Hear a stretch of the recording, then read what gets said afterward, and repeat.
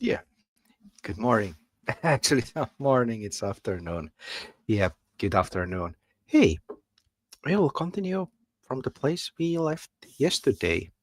And let's get the screen ready. Like I said, I had a paperwork for today. I spent the morning with it and I almost got ready. So we have around 1 hour time. And then I need to go back to paperwork and finalize the day. But I decided that, hey, I will save my free time for this live stream because we plan to continue it from yesterday and then we will see how far we will get. But the idea of the live streams is that we will go through the webinar material. I have just a bare bone webinar put together just to see how it goes, and then I will create another one with proper material, and that one will be shown and recorded and added to the courses. But this is kind of like practicing together. And let's go and get and refresh our memory just a bit. And while people are joining, hopefully, we will have people today. Yesterday, we had a good audience. Thank you for that. But hey, I'll get here. Just a reminder. Okay, this is a important part. Today we have a webinar which is based on the material which is actually ready online. So everything you need to practice for the hygiene passport test is already readily available there.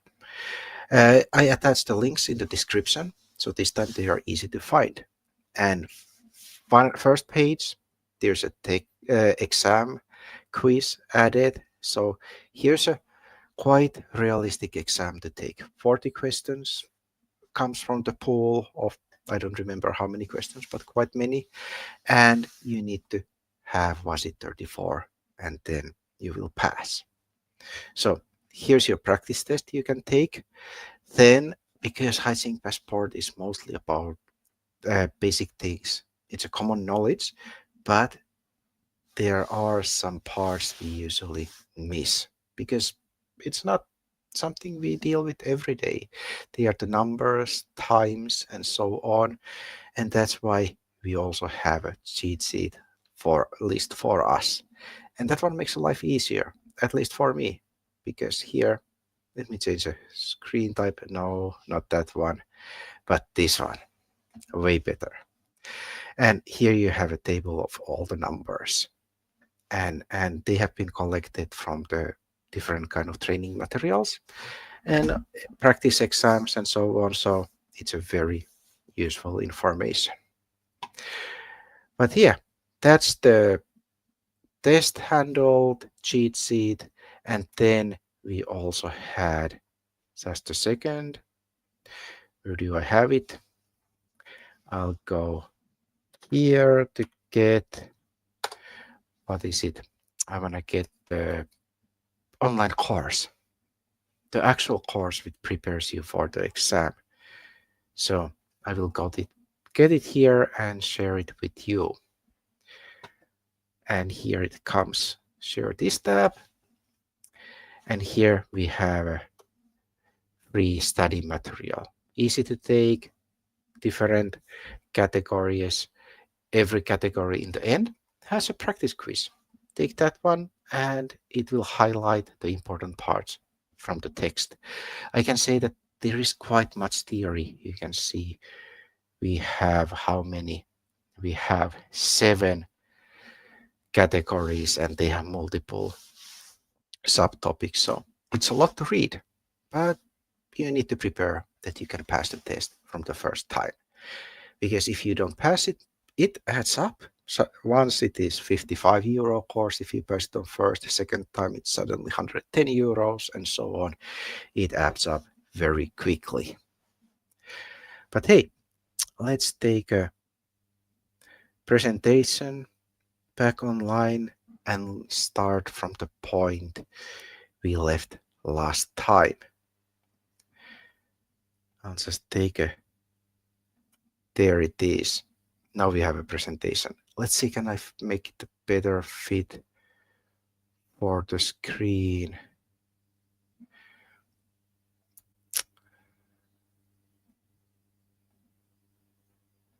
No, I can't. It has those black lines on the side, but hey, it's okay. So we went previously material through, and let's see what we have here today. And I can say that I will edit it a bit differently for the final. This is just me when I gathered main points for the slides with help of AI and so on. And and this is what we have in front of our eyes. But hey, it has all the needed things for the exam. Hey, we have two guys on this stream. Welcome. I'll write in the chat also. Welcome. And let's throw a smiley there. Happy to have you here. Just hit any questions in the chat if you want to know something. And if you are not part of the WhatsApp group we have, it's about people seeking job in Finland, networking. We also have a Discord server. Throw a message in the chat. Then I know that, hey, I can provide an invitation link. We have quite a people there trying to figure out the country. But hey, let's continue with the hygiene passport material. We went through this slide last time. Let's continue. I'm wondering, is it on which slide we stopped last time? But hey, let's continue anyway. If we are repeating a bit from the previous time, it's not a big deal. So, hygiene passport, it's key to the food safety. Yesterday, we came to the conclusion that hygiene passport system is built to secure the chain from the farms to table, and then also the aftercare, cleaning the places, how do you keep the hygiene up, and so on. So it's a full program for the very big chain. Main targets, of course, cafeterias, restaurants, fast food locations, and those big industrial kitchens. But not only for food preparation and selling it, also shops who sells unpacked food, bakeries, of course, and then the food productions, the factories itself. And who else? Surprise, surprise, daycare, and then facilities where we have old people. Oh, that sounds horrible. Facilities. Yeah, it's the homes for old people where they take care. And then sometimes the drivers. Now we have a key considerations. We will skip this one. Basic information. Hey, this one started from the very beginning. Now this one will go fast. I will jump where we stopped last time. I don't know. Why did it start from the very beginning? Yeah, I was wondering, hey, this looks a bit familiar. So we went through perishables yesterday, semi-perishable, safe food handling practices, date labels we went through, packaging date labels we went through, frozen food, rotation was handled, key requirements. Hey, I think this is the point where we stopped yesterday. And if it feels that this is jumpy a bit, we are just testing the slides, seeing how it goes, and then all the material is available online, like said. There you can find well-structured course to answer all the questions. This is us building a webinar. But hey, about the food storage, the key requirements. We prioritize perishable food storages. That's compulsory requirement. Maintain also frozen foods at the correct temperatures, and that one also involves measuring them regularly. Those measurements were in a cheat sheet mentioned, and we will come back to this when we go through a plan which every place has. And we properly store, for example, grated eggs to prevent spoilage. Everything is in a nice order. And of course, always we follow the instructions. Then food delivery and storage, the best practices listed. Provide easy to clean facilities in the food delivery vehicles. That also applies to kitchens. Very often, I have seen in an exam about the cleaning, and that easy to clean is the key factor. That use that one when you have a question related to cleaning in front of you, and take it always the easy way that everything should be planned the way that it goes with the minimal effort. Uh, Monitoring frozen food on a delivery. Main number for storing the frozen goods, I think it was a minus 18 degrees, but it can go as high as minus 15 during the delivery. That's temporary, but then it has to go back to minus 18. And then, of course, every time when you receive something, you need to inspect the package's dates that everything is okay and it's exactly what is ordered. Then food handling temperatures. Again, the control is key. And here's a couple of systems to understand what is, for example, pasteurizing. That in the pasteurizing, we use heat to destroy food pathogens. Pathogens are all the bad stuff what can make us sick. And then we have milk pasteurizing, for example. It has to be from 71 to 74 degrees of Celsius, 10 to 30 seconds. And raw milk is not heat treated for safety. Then we have sterilization. Check this one. Here's a difference, and pay to this difference close attention in an exam. Like we have a first pasteurizing just right here, and then next slide is about sterilization. Idea is that the pasteurizing doesn't kill everything what's in the food. Sterilization is a different story. It tries to kill everything in a food product to make a shelf life very long, and also the temperature conditions are way easier. For example, milk, if you sterilize it, it has to be plus 135 degrees. It's called ultra heat treatment. And we maintain that temperature at least 2 minutes. An idea here is, like I said, to kill all microbes with this process. And one question type I have seen in an exam was that they gave a temperature for pasteurizing. They said that heating milk to plus 71 degrees sterilizes it, but it actually pasteurizes. That's why pay attention to terms. Then when we are chilling the food, we remember the danger zone from plus 6 degrees to plus 60 degrees. And when we chill food, it has to be done as fast as possible. Usually a separate equipment like a plastic chiller is needed. There are different kinds of, there are those chillers which looks like a fridges. There you put the items when they are chilled, then you move them out from there. And just to refresh our memories from yesterday, why can't we chill food in the fridges, for example? We can't chill them there because they're not powerful enough. When you put hot food in the fridge, it heats up the fridge itself very quickly. And then same time, every another food products, they also heat up. And then some point it starts to again lower and then heat goes down. So it raises the temperature to that danger level and it affects to all the foods in that fridge. That's why we use separate chillers.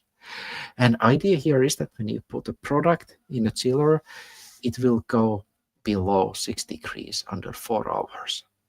That's the key time frame. And when it's chilled, like I said, you take it to refrigerator. And about the chilling, I have seen in an exam different systems. They might ask that, hey, if you are chilling food, that you put it in one big container in a chiller. But actually, ideal case is that you will divide it into several shallow containers, and that one will chill it way faster. But yeah, Everything is logical. You just need to think about it, examine, not the stress.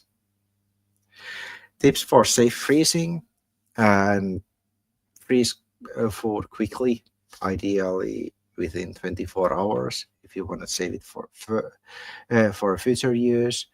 Then here's mentioned that maintain freezer temperatures below 18. So when you have the freezer, we have been talking about minus 18 degrees. But remember, it's the maximum temperature. It should be lower.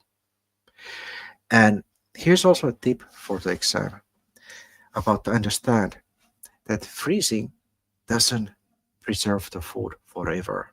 It only slows the microbe growth. It doesn't kill them. But straight away, when you take it from the freezer, it will they will start reproducing again. But yeah, let's continue. Next one, and this is about minimizing risks with own checks. There's our own checkup plan. Now we'll come to the systems every restaurant, kitchen, food facility has. And why do we have these own checks that we keep track of things?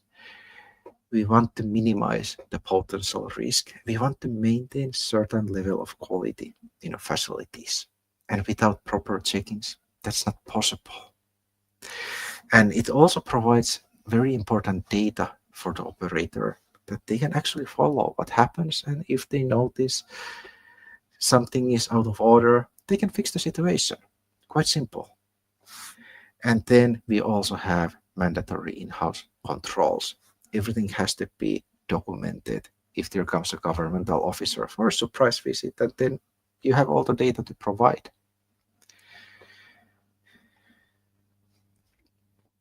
Then more about in-house control, the key legal acts. This is controlled by 3 different key laws. It has to comply with the Food Act requirements. Then we have a Health Protection Act, and third one I don't remember now, but it will be in the final version. Luckily, in an exam, we don't have to be we don't have to get 100% score. But again, I refer back to web course. All the material is freely available there. Food safety, key control points. Idea, this is related when you create your own checkup plan. You create the documentation for your operation. You need to identify critical control points, the things what you need to measure, like temperatures, places you need to clean, and so on. And that one we have to do because of the food safety legislation. It's their requirement. What else we have in these documents? Of course, address, when it's import, packing, so on. But again, the web material has a really good details.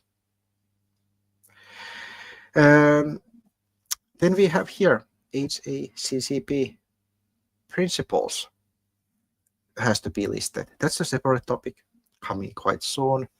Then that control plan also needs to systematically list hazards, what they cause and what kind of effects. If you have taken occupational safety card training, this is a very similar when we remember that what kind of responsibilities employer has. Employer has to do a bit paperwork. In that paperwork, they are going to first describe the work environment, in what kind of place people are working, then what they are actually doing there, and then what kind of risks are related to that operation. See, we have a place, what we do, what might happen, and then you need to plan your own working methods, how to remove those risks or minimize them to tolerable level. Very similar to this plan. Here you will describe the environment, figure out what might happen, then you decide how do you keep it under control, what you need to measure, and so on.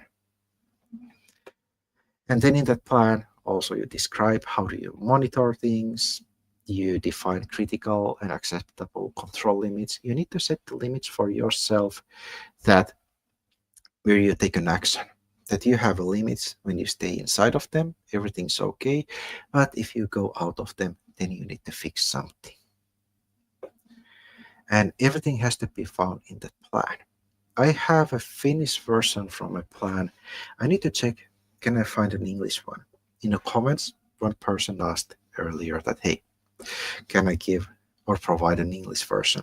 I just need to figure out where do I find one. Then effective in-house control planning, continuing it. When you have created the plan, it has to be submitted to food authorities. They need to have a copy of it and also include your own checkups in the plan and so on. All the details are provided to authorities. And when they come and check the operation, then they will compare those two things. They will check the plan you provided and then how you actually do it. And here's a good reminder that plan also has to have waste disposal plan. In these slides, they are kind of to the point, almost direct tips to the exam. The most important parts highlighted. Then we continue in-house control planning, and cleaning has to be scheduled. You need to have a cleaning plan. Where do you clean? The order, very often color coding for different cleaning tools is needed, depending on the place where they are going to be used. You need to color code them on the different areas. I have on a web course an example of different color coding. It's a very simple example, but things don't have to be complicated. And then here's also important part for the operation and also to pass the exam, that you need to record all control results promptly. Like, think it this way: you have built a plan, you identified the key critical points, you follow what kind of results you get, the temperature from the fridges, the cleanliness level, and so on. But you need to write that also down. Day, when it was done, and what was the result. And here's an important part. Of course, this paperwork is done in the very beginning of the operation. Things tend to change over time. And when things are changing, we also need to change the plan. So here in the very last sentence, it says update plan as operational activities changes. That's good to remember.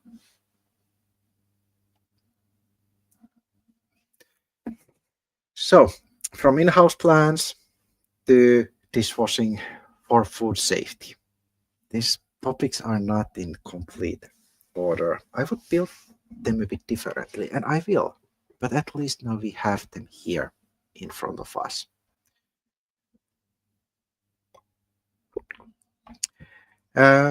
About the dishwashing, we have it to prevent food poisoning through clean dishes and utensils.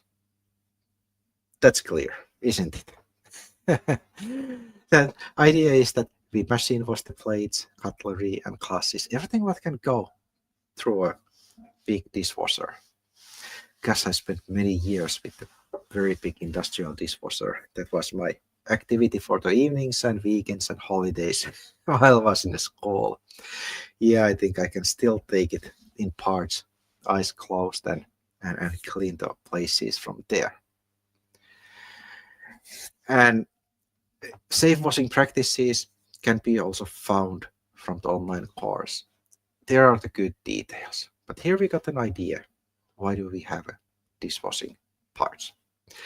And about operating the dishwashing, when it comes to hygiene, that you always need to check dishwasher daily for cleanliness and the function. And the place I worked, we had to write there. We had a paper on the wall. You had to put the date, time, and when you cleaned it. It was controlling. And idea when you get those dishes, always pre-rinse them with warm water to remove food. Avoid hot water because that one will bake the protein on the dishes. And then temperatures also for the washing cycle should be at least 60 degrees, somewhere between 60 and 65 degrees. Now I don't remember have they asked that one in an exam, but it could be. I don't know the full pool, what kind of questions they have there. And idea of a high temperatures is that it dissolves the dirt and also kills the microbes. And let's see, does the next slide mention it? Yes, it mentions it here. And that was the dishwashing cycle. But when we think about the big industrial dishwasher, it has that big sink in front of it where you pre-wash it, then you put it in. The first section is the one where the water is between 60 and 65 degrees. Then it goes to the next section, and there it's rinsed with really hot water. And now we are in 80 to 85 degrees, and that one will definitely kill the microbes. And it has also a second feature. This might be in an exam that one heats the dishes really hot. And when next one is a drying cycle, it it speeds up it a lot. And then they will stay a bit on the line, and very quickly they are dry, and then you can put them away. Hey, we run to the last slide. Just give me a second. I will go and get a new set of slides for us. So that was the first 50 slides gone through. And I can see a couple of people online. Hey, throw a question, comment in a chat to see who we have today. And just a reminder, if you are outside of the WhatsApp group, you can hit the message in the chat. I will provide a link. The WhatsApp group is for networking in Finland, finding a job, CV reviews, and all kind of fun stuff. Something what people very often struggle with to make the life easier. But hey, here I'm in the Google Slides, I'm in the uploading part, and then I'm trying to find the pre-made slides I had 50 first slides, and now I have a bit more here. But in the final version, definitely going to concentrate them a lot. Something what can be done in a couple of hours. No point to run 4-hour webinars. That would be crazy. But here it goes, continues. Let's see, is it the different? Yes. Now we can continue with the material. We have around half an hour left. And then we will see, most likely we need to have a second part. So that would be a third part tomorrow. And after that, I will rebuild everything, and then we have a proper presentation. But hey, this is a good trial for everybody. Now we have clean dishwasher for optimal safety. And idea of maintaining the good condition is to clean the dishwasher after each use completely. And it doesn't mean that you use it once and then you go and clean it. What we did in the hospital, we had 2 cleanups a day because there are servings, and then the dishes come in steps, and there is a little break usually middle of the day. And how we did it, in the morning we of course put the dishwasher together, it was open and drying through the night, and then in the morning we put it together, we run a long cycle which ended around 12 o'clock, 11:30, somewhere there. And then Next one was after a lunch break, and then it continued to 4 o'clock. But hey, just a second, I need to fix one thing. I will be 15 seconds and I will be back.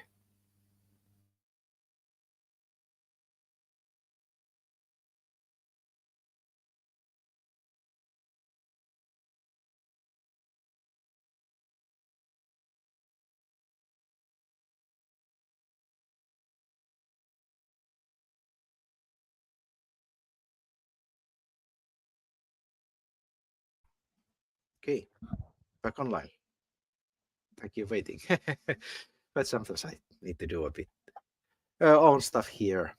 There's people in the house and had to check the heating and things like that. But luckily it was done fast. So back to dishwasher for optimal safety. We came into conclusion that it has to be cleaned regularly, for example, between the runs, like twice a day, in the middle of the day and then in the end of the day. That's the general practice. And then, of course, you dismantling the parts, you disconnect all the parts, you clean them from inside everywhere, that it's a squeaky clean after it. And then the last one is to wipe all outer parts, that it's a clean and nice dishwasher. And then you leave it open for a while to dry. And that's an important part.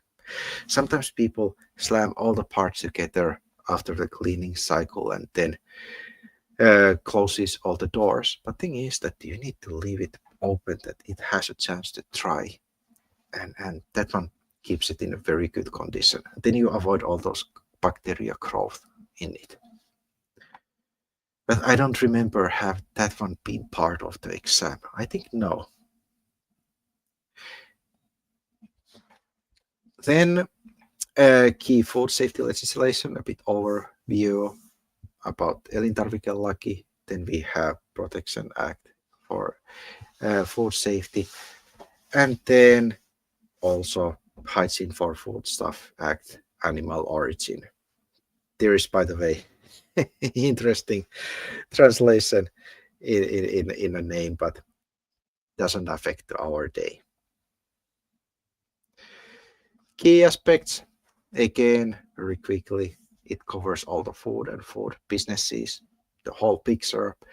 Again, we aim to have a high food hygiene standards. That's our main goal. And then what it actually does, it protects consumer health and safety. Then regulates full delivery between the companies. That's the transportation process. And everything is included, retail, serving, consumer delivery also. You can see, again, the idea from farm to table, everything is covered in this.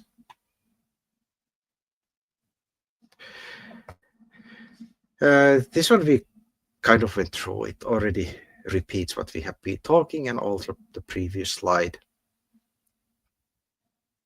Let's go this one also. This I will compress for the final run. Let's go this one also quick. I'm not gonna burn the day with the slides I'm going to compress together.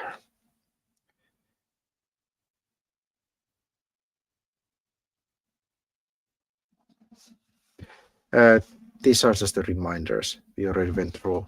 Again, the key requirements that comply with facilities regulation for food handling, register and inspect kitchen premises before opening.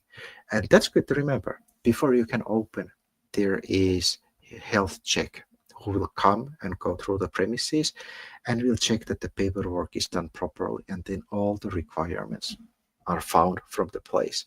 If you think about opening restaurant, there's actually a good guide to go through, and it explains all the requirements there. Like, you will get notification from the really small things, like if you have a pan washing place for your food operation, and you're missing the paper towels to dry your hands. They're straight away giving you notice, and then you need to fix it. So it's a very precise work. And then also freezer, fridge fill limits. that you can't pack them completely full. But yeah, those are the requirements. Let's go this one. Okay, here is a one reminder. We talked earlier about in-house control plan, and it has to be registered. Previous slide mentioned that yeah, it's delivered or sent to the authorities, and here it's mentioned again.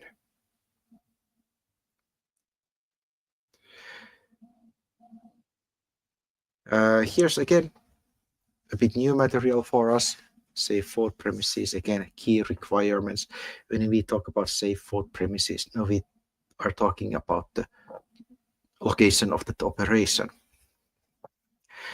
There has to be enough room for handling and storing the food.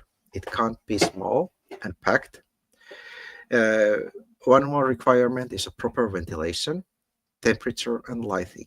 Here's a lighting mentioned. It's actually check that you have enough light, because if you don't have enough light, it's really hard to work in that kind of environment. And then every facility has to have a hand washing and instrument cleaning places. And also storage for cleaning tools and chemicals. And that one has to be a separate storage area. It can't be the same one big warehouse where you store everything that you have. One shelf is dry stuff, and next shelf you have cleaning chemicals. It all has to be separated. Here we have more key hygiene provisions, that there has to be a supply of water. That's actually the requirement. They're always going to check that if you have a place where you prep food, it has to have water supply in that space. Then you also need to keep locker rooms separately from the production area. Sometimes also in an exam, I think I have seen that one in a practice question, that there's some kind of statement that where do you store the clothes. And then, of course, there has to be a toilet facilities.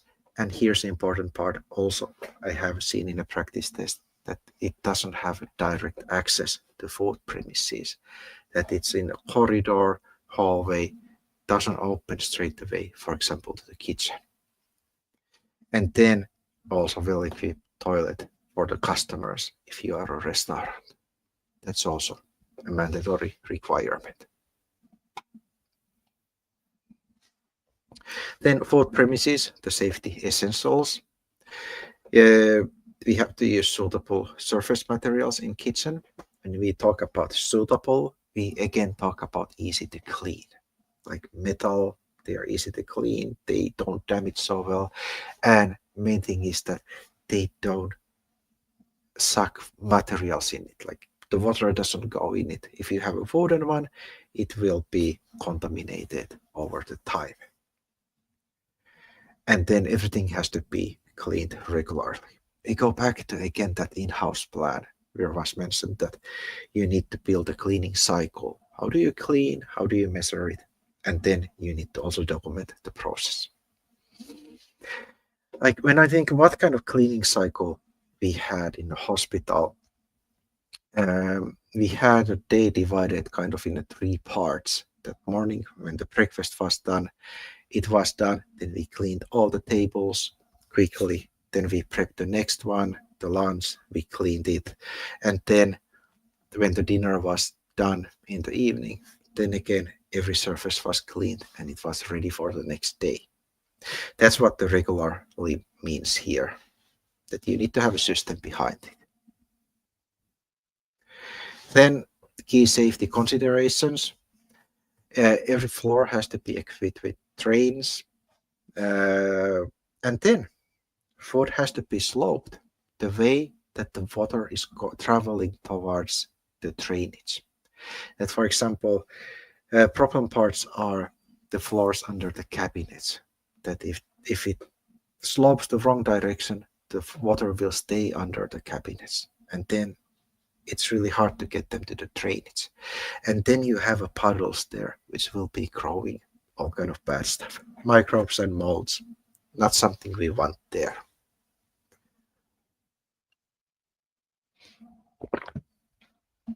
Yeah, here is a implement new dry cleaning method. I think we need to have a uh, addition in the training material about dry cleaning.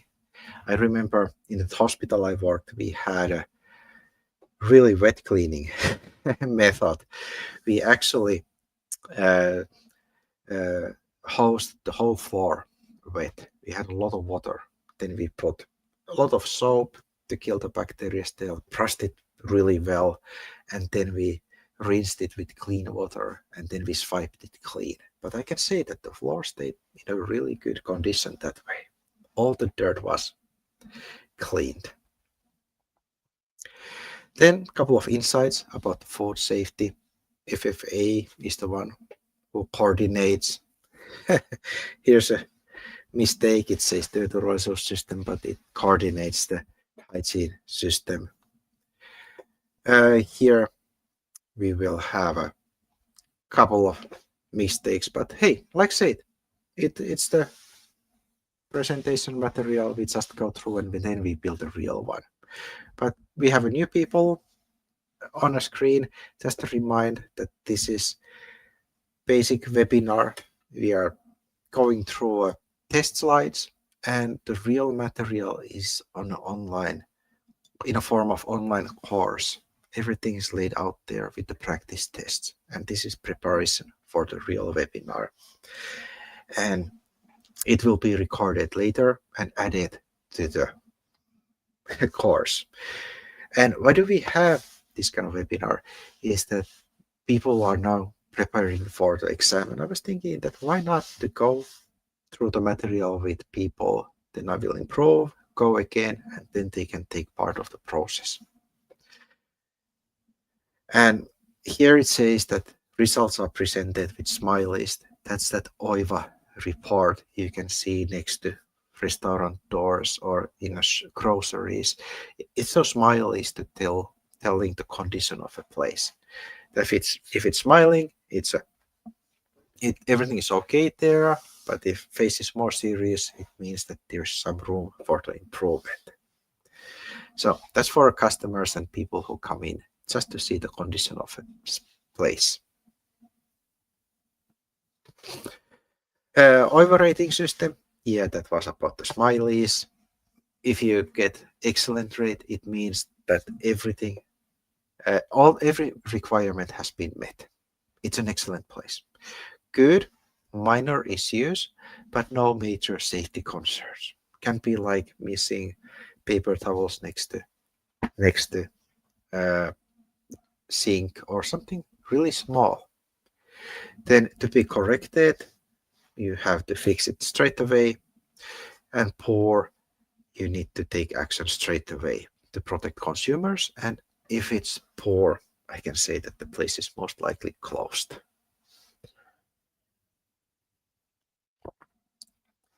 A couple of words about local authorities when it comes to food safety control.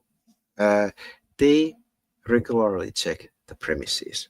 So they do inspections and then they compare the current condition, the plan you have created earlier, and then also the food standards, the common requirements. They take also samples and take analysis. What we haven't yet covered, it will come later, is about when we prepare food. You take those samples and you store them for a certain period of time. They can take those samples and analyze, can they find something from there? And then when there's a checking, like said earlier, they always review the documentation and also compares in-house control systems to the actual standards. Now we are moving to prevent food contamination. And a couple of slides back, we talked about creating in-house plan. And there we came in the conclusion that they have to identify hazards and so-called risk points. And preventing food contamination, that's the main part. You need to know what might go wrong. And then you need to avoid that hazards will transfer from different foods. That's actually preventing cross-contamination. What is a cross contamination? It is that you have, for example, fish and meat, and you are preparing both of them, and then you use same knives and tools to handle them. Then you will have that cross contamination. Both of them has different microbes and bacteria, and you don't want to mix them. And then also you can use same cutting boards and so on. Main thing is that you have something that they are touching each other, or you're storing in them in the same place. That's mainly about the cross contamination.